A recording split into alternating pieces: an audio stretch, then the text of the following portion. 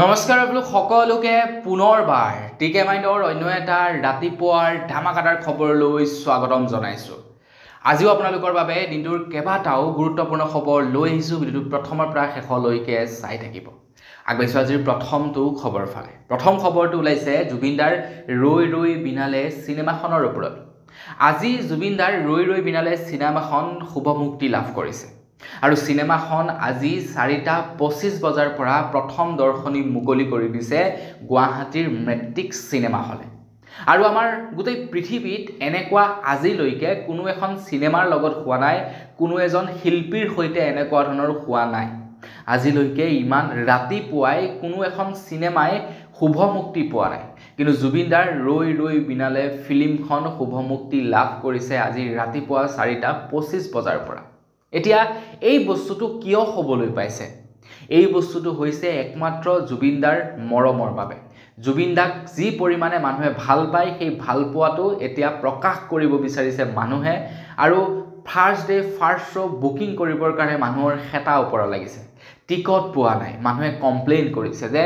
আৰু শ্ব' বৃদ্ধি কৰিব লাগে প্ৰথম দিনাখনে। কিন্তু চিনেমা হলৰ মালিকসকলে শ্ব' বৃদ্ধি কৰিব পৰা নাই। কিয় পৰা নাই? কাৰণ সময়ৰ অভাৱ ঘটিছে। তো সেইকাৰণে যিমান পাৰে সোনকালে চিনেমাখন মুকলি কৰিছে। 4:25 পৰাই মুকলি কৰি দিছে প্ৰথমটো দৰ্শনী। তো আপোনালোকে কেইটা বজাত আজিৰ শ্ব' চাবৰ কাৰণে টিকট কাটি ৰাখিছে কমেণ্ট ছেকশ্যনত কিন্তু জনাবলৈ নাপাহৰিব। সকলোৱে প্ৰচাৰ কৰি যাওক জুবিনদাৰ এই ফিল্মখন।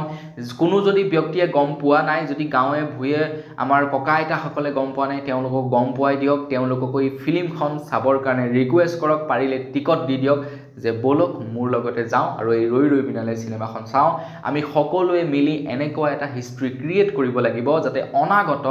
100 বছৰত এই হিষ্ট্ৰীৰ কোনো ভাঙিব নোৱাৰে, এই ৰেকৰ্ডছ যাতে কোনেও ভাঙিব নোৱাৰে। আগবাঢ়িছো ইয়াৰ পাছৰটো খবৰৰ ফালে। পাছৰ খবৰটো ওলাইছে আমাৰ ভাৰতীয় এজন ব্যক্তিয়ে এনেকুৱা এটা কাম কৰি দেখুৱালে, যিটো কাম হয়তো চাগে আমাৰ ভাৰতৰ কোনো ব্যক্তিয়ে কৰিব পৰা নাই। খবৰ ওলাই পৰিছে চাইনা আৰু জাপানক পিছ পেলাই এজন ভাৰতীয় মূলৰ ব্যক্তিয়ে নিৰ্মাণ কৰিছে এখন বিশেষ গাড়ী, যিখন গাড়ী চাবৰ কাৰণে মানুহৰ এতিয়া হেতা ওপৰা লাগিছে। খবৰ লোৱা অনুসৰি ড্ৰাইভাৰলেছ এখন গাড়ী ক্ৰিয়েট কৰি উলিয়াইছে উইপ্ৰ তৰফৰ পৰা। উইপ্ৰ নামৰ এটা কোম্পানী আছে, হয়তো আপোনালোকে চাগে নিশ্চয় জানে। তো সেই কোম্পানীটোৱে এখন গাড়ী ক্ৰিয়েট কৰিছে বেংগলোৰত এখন গাড়ী ক্ৰিয়েট কৰিছে, যিখন গাড়ী নিৰ্মাণ কৰিবৰ কাৰণে কিছু ষ্টুডেণ্টে কাম কৰিছে বুলি খবৰ ওলাই পৰিছে। কলেজ ষ্টুডেণ্টে কাম কৰিছিলে। উইপ্ৰ নামৰ এটা কোম্পানী আছে, সেই কোম্পানীটোৰ সহযোগত ষ্টুডেণ্টসকলে নিৰ্মাণ কৰিছে এখন গাড়ী। আৰু এই গাড়ীখন না চাইনাত আছে না জাপানত আছে, মেড ইন ইণ্ডিয়া সম্পূৰ্ণ। আৰু গাড়ীখন একদম অত্যাধুনিক, মানে ফিউচাৰিষ্টিক গাড়ী। দেখিবৰ কাৰণে বৰ কিবা এটা লাগিছে নহয় জানো, বৰ সাংঘাতিক ধৰণৰ গাড়ীখন। তো এই গাড়ীখন নিৰ্মাণ কৰি উলিয়াইছে আমাৰ ভাৰতৰ কেইজনমান ষ্টুডেণ্টে। তো আমাৰ ভাৰতবৰ্ষৰ প্ৰত্যেকজন ষ্টুডেণ্ট বা আমাৰ ভাৰতবৰ্ষত জিনিয়াছ মানুহ আছে, কিন্তু আমাৰ ভাৰতত কৰ্ম সংস্থাপনৰ অভাৱ, যাৰ কাৰণে নেকি আমাৰ ভাৰতৰ মানুহবিলাকে বিদেশত গৈ কাম কৰিব লাগে। সবচে ইণ্টাৰেষ্টিং কথাটো কি জানেনে? আমাৰ ভাৰতবৰ্ষত ইমানেই টেলেণ্টেড মানুহ আছে, যি টেলেণ্টক নেকি কোনো এখন চৰকাৰে অগ্ৰাধিকাৰ নিদিয়ে। এতিয়া যেতিয়া নেকি কোনো এজন যুৱকে আপোনাৰ বিগ বছৰ নিচিনা এটা মানে টিভি শ্ব'ত জিকি আহে, তেখেতক ইমানেই সন্মান দিয়ে মানে ভাবিব নোৱাৰে। কিন্তু যেতিয়া নেকি কোনোবা এজন লোক অলিম্পিকত জয়ী হৈ আহে, তেখেতক কিন্তু সেই সন্মানকণ দিয়া নাযায়। গতিকে যাৰ কাৰণে নেকি আমাৰ ভাৰতবৰ্ষৰ টেলেণ্টবিলাক মানে নাইকিয়া হৈ গৈছে। কিন্তু আমাৰ ভাৰতবৰ্ষতো অতিমাত্ৰা টেলেণ্ট আছে। আগবাঢ়িছো ইয়াৰ পাছৰটো খবৰৰ ফালে। আজি জুবিনদাৰ ৰৈ ৰৈ বিনালে চিনেমাখন শুভ মুক্তি লাভ কৰিলে। কিন্তু জুবিনদাৰ চিনেমাখনক লৈ একাংশ এতিয়াও এনে মানুহ আছে, যিবিলাক মানুহে নেকি জুবিনদাৰ মানে এনেধৰণৰ অভিলেখবিলাক বা জুবিনদাৰ হৈ মানুহবিলাকে যে ইমান পাগল হৈ পৰিছে, সেই বস্তুটো ভাল পোৱা নাই। যাৰ কাৰণে নেকি একাংশ চকু চৰহা মানুহে জুবিনদাৰ ৰৈ ৰৈ বিনালে চিনেমাখনৰ পোষ্টাৰ পৰ্যন্ত ফালি পেলাইছে। এতিয়া কোনে ফালিছে গম পোৱা নাই। এই খবৰ ওলাই পৰিছে যোৰহাটৰ পৰা। খবৰ ওলাইছে যোৰহাটত কিছু অচিনাক্ত ব্যক্তিয়ে জুবিনদাৰ ৰৈ ৰৈ বিনালে চিনেমাখনৰ পোষ্টাৰ ফালি পেলাইছে। এতিয়া কোনে এই কাম কৰিছে গম পোৱা নাই। যোনেই কৰিছে তাক কিন্তু বিৰাট পাপে চুব। আৰু তেখেত যদি কেনেবাকৈ ধৰা পৰে, তেখেতটো ৰাইজৰ ৰুখত পৰিবই। সেইটো মানে ক'ব নলগীয়া কথা আৰু, মানে ৰাইজৰ ৰুখত পৰিবই। কিন্তু তেখেতক ভগৱানেও নেৰিব। সেইটো চিধা কথা আগবাইছোঁ ইয়াৰ পাছৰটো খবৰ ফালে কংগ্ৰেছে আমাৰ ভাৰতবৰ্ষত বহু বছৰ ৰাজত্ব কৰিলে কিন্তু কংগ্ৰেছে একো কৰিব নোৱাৰিলে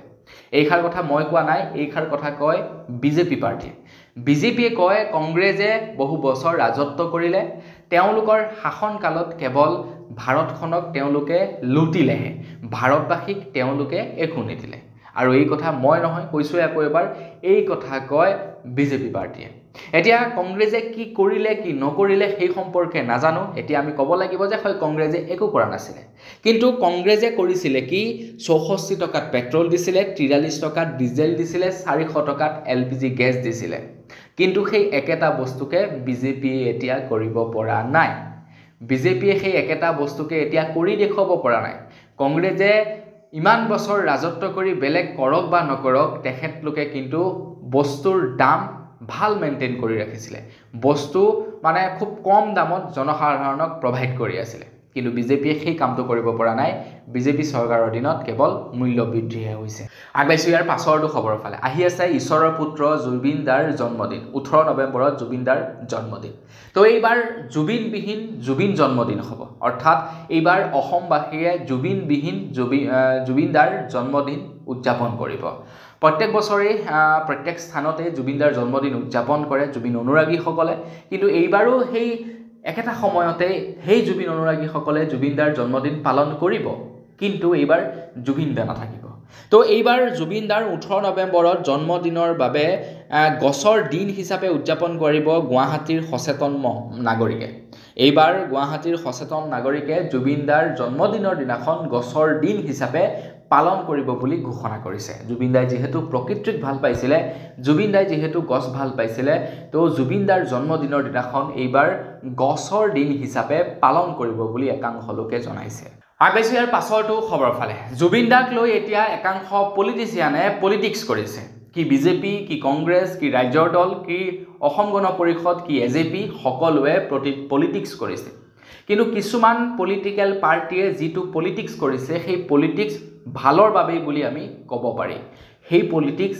জুবিন দাৰ ন্যায়ৰ বাবে বুলি ক'ব পাৰি সেই পলিটিক্স ভালৰ বাবে বুলি আমি একচেপ্ট কৰিব পাৰি তেওঁলোকক ভোট দিয়ক নিদিয়ক সেইটো পাছৰ কথা সেইটো সেকেন্ডাৰী কথা ঠিক আছে তো তেওঁলোকে যে জুবিন দাৰ হৈ মাত মাতিছে তেওঁলোকে যে জুবিন দাক লৈ পলিটিক্স কৰিছে তো এই বস্তুটো কিন্তু একচেপ্টেবল এতিয়া চাওক অসম জাতীয় পৰিষদে জুবিন দাৰ হৈ কৈছে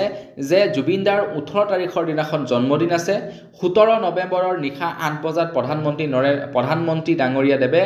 জুবিন গাৰ্গক মৰণোত্তৰভাৱে ভাৰতৰত্ন প্ৰদান কৰিবৰ বাবে আহ্বান জনাইছে আৰু এয়া লুৰিণজ্যোতি গগৈয়ে যোৱাকালি সংবাদ মেলৰ জৰিয়তে আহ্বান জনাইছে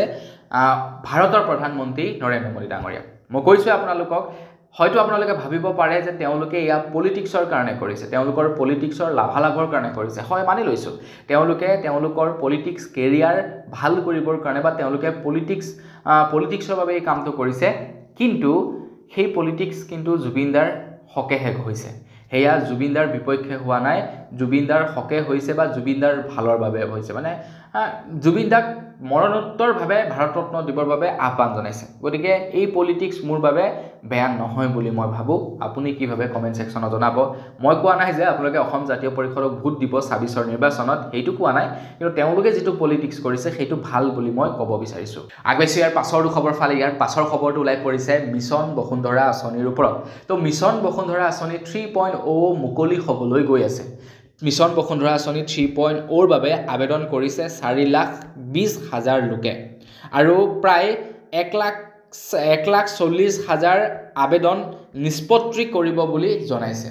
প্ৰায় 1.5 লাখৰ ওচৰা-ওচৰি আবেদন নিষ্পত্তি কৰিব মিছন বসুন্ধৰা আঁচনিৰ জৰিয়তে তো আপোনালোকে বাৰু আবেদন কৰিছিলে নাই কৰা মিছন বসুন্ধৰা আঁচনিৰ কাৰণে কমেন্ট সেকশনত জনাব আগবাইছোঁ ইয়াৰ পাছৰটো খবৰ ফালে খবৰ লাইছে অসম কেবিনেটৰ ওপৰত অসম কেবিনেটে আপোনালোক সকলোৰে কাৰণে কেইবাটাও গুৰুত্বপূৰ্ণ সিদ্ধান্ত লৈছে তো সেইকেইটা সম্পৰ্কে জনাই দিছোঁ আপোনালোকে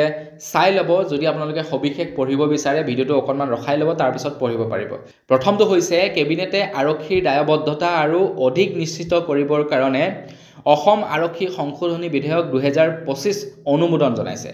দ্বিতীয়টো হৈছে লাচিত বৰফুকনলৈ সন্মান জনাব বুলি জনাইছে কেবিনেটে যোৰহাট লাচিত মৈদাম স্মাৰক আৰু সাংস্কৃতিক চৌহদ নিৰ্মাণৰ বাবে সংশোধিত আকলন হিচাপে 249 কোটি টকাৰ অনুমোদন জনাইছে অসমৰ ঐতিহাসিক ৰাস মহোৎসৱলৈ 25,000 টকাকৈ আগবঢ়াব মিছন বসুন্ধৰা আঁচনিৰ অধীনত ভূমিৰ আবণ্টন দিব খিলঞ্জীয়া লোকসকলক সাৰ বিতৰণ প্ৰণালী শৃংখলাকৃতকৰণ কৰিব বুলি জনাইছে তাৰ পাছতে শক্তিশালী গ্ৰাম্য সুৰক্ষাৰ বাবে 1986 সংশোধন কৰিব বুলি জনাইছে বান প্ৰতিৰোধী অসমৰ বাবে অসমত পদক্ষেপ গ্ৰহণ কৰিব বান নাইকিয়া কৰিবৰ কাৰণে বিশেষ পদক্ষেপ হাতত ল'ব বুলি জনাইছে খিলঞ্জীয়াৰ ভূমি সুৰক্ষা সুনিশ্চিতকৰণ কৰিব কেবিনেটে অসম নীতি 2019ত সংশোধনী অনুমোদন জনাইছে ইয়াৰ জৰিয়তে মিছন বসুন্ধৰা আঁচনি 2.0ৰ সময়ত জনজাতীয় সম্প্ৰদায়ৰ ক্ষেত্ৰত কৰা পদক্ষেপৰ দৰে মৰাণ আৰু মটক জনগোষ্ঠীৰ উত্তৰাধিকাৰীক ভূমি 50 বিঘা পৰ্যন্ত নিষ্পত্তিৰ ব্যৱস্থা কৰি দিব বুলি জনাইছে এইকেইটা অসম কেবিনেটে আপোনালোক সকলোৰে বাবে সিদ্ধান্ত লৈছে যদি সবিশেষ পঢ়িব বিচাৰে ভিডিঅ'টো ৰখাই অকণমান পঢ়ি ল'ব আগবাইছোঁ ইয়াৰ পাছৰটো খবৰ ফালে ইয়াৰ পাছৰ খবৰটো ওলাইছে জাগিৰোডৰ ছেমি কণ্ডাক্টৰ প্ৰকল্পৰ ওপৰত যোৱাকালি মন্ত্ৰী পীযুষ হাজৰিকাদেৱে জনাইছে জাগিৰোডৰ ছেমি কণ্ডাক্টৰ প্ৰকল্পৰ প্ৰথমটো বেটছ ফেব্ৰুৱাৰী মাহৰ পৰা আৰম্ভ হ'ব বুলি জনাইছে তেখেতে কৈছে ইতিমধ্যে জাগিৰোডৰ ছেমি কণ্ডাক্টৰ প্ৰকল্পৰ কাম প্ৰায় সম্পূৰ্ণ হৈছে বিল্ডিং ষ্ট্ৰাকচাৰ অলৰেডি নিৰ্মাণ হৈছে আৰু প্ৰথমটো বেটছ বা প্ৰথম মেনুফেকচাৰ আৰম্ভ কৰিব ফেব্ৰুৱাৰী মাহৰ পৰা মানে আগন্তুক ফেব্ৰুৱাৰী মাহৰ পৰা আৰম্ভ কৰিব বহুতো যুৱক যুৱতীক নিযুক্তি প্ৰদান কৰিব টাটাই গতিকে বহুত চাকৰি ওলাব চেনেলটো ছাবস্ক্ৰাইব কৰি ৰাখিব যেতিয়াই চাকৰি ওলাব মই আপোনালোকক জনাই যাম আগবাইছোঁ ইয়াৰ পাছৰটো খবৰ ফালে ইয়াৰ পাছৰ খবৰটো ওলাই পৰিছে কলিয়াবৰৰ পৰা খবৰ ওলাইছে কলিয়াবৰত প্ৰায় 1,20 লাখ টকাৰ নকল নোট জব্দ কৰিছে অসম আৰক্ষীয়ে কলিয়াবৰত এজন ব্যক্তিয়ে এটা বৃহৎ স্কেম চলাই আছিলে কলিয়াবৰত 20,000 টকা দিলে 40,000 টকাৰ নকল ধন দিয়ে 40,000 টকাৰ দিলে 80,000 টকাৰ নকল ধন দিয়ে 1 কোটি দিলে 2 কোটি টকাৰ নকল ধন প্ৰদান কৰে এক বৃহৎ স্কেম চলাই আছিলে তেখেতে কলিয়াবৰত আৰু গোপন সূত্ৰৰ দ্বাৰা পোৱা খবৰ অনুসৰি যোৱাকালি সেই ব্যক্তিজনক এৰেষ্ট কৰে অসম আৰক্ষীয়ে মজা পাইছে এতিয়া আগবাইছোঁ ইয়াৰ পাছৰটো খবৰ ফালে ইয়াৰ পাছৰ খবৰটো ওলাই পৰিছে গুৱাহাটী মহানগৰীত হ'ব লগা উচ্ছেদ অভিযানৰ ওপৰত